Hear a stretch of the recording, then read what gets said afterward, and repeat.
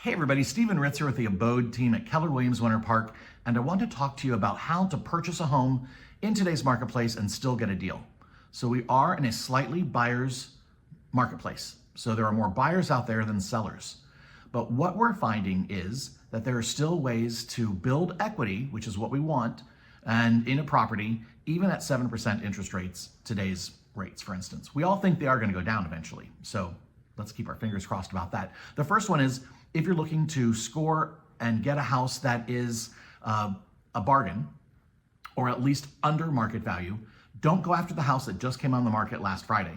For instance, there are some neighborhoods today that are still have multiple offers the first weekend that a house comes on the market because of the desirable neighborhood or the lack of inventory in that neighborhood.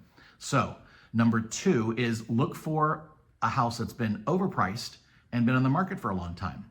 Now, why are we looking for a house that's overpriced? Well, if it's been overpriced, people and buyers are savvy today. They can already know if it's overpriced, especially egregiously overpriced, and it'll sit on the market. So if it's sat on the market for 5 months, 6 months, let's go look at it. There may not be anything wrong with the house. A lot of people are thinking, well, it's been on the market for 200 days. There's something wrong with the house. You gotta see it in person. Maybe it's bad marketing. Maybe it's bad photos. Maybe the house hasn't been staged and people can't actually figure out where furniture goes. That does happen. The next thing is, if you're buying your first house, be a little flexible if you don't need a school zone for your kids to go to school in, for instance. Purchase the home where you can start building equity and use that home as a stepping stone to your next home. So in a couple years, if you need to be in a better school zone, sell the house then and buy a new one at that point. But at least you've started getting into the equity game of home ownership. The next one is, don't only pay attention to the price per square foot. A lot of people look at that number that you might see on Zillow.com or Homes.com or in an MLS listing, but don't let that be your only criteria for purchasing a home or not looking at a home. For instance, there are definitely different types of price per square foot contributors. What if the house has a brand new roof? Price per square foot doesn't take that into account. What if it has a pool? Price per square foot doesn't take that into account. What if it has a brand new kitchen? Price per square foot doesn't take that into account, but an appraiser will and give a different value for that. So let me tell you about a success story recently happened. So I'm working with this wonderful couple, and we're looking at a number of different houses in Maitland. We're looking at 4-bedroom houses with a pool, and there's a number of homes on the market in this price category. So it's pretty amazing.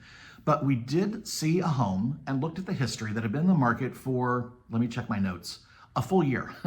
June from 2024. Been on the market for a full year.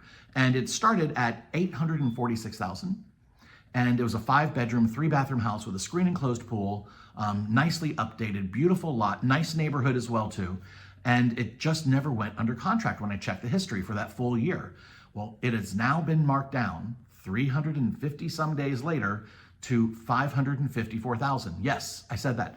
846 and marked down, and finally it's now at $554,000.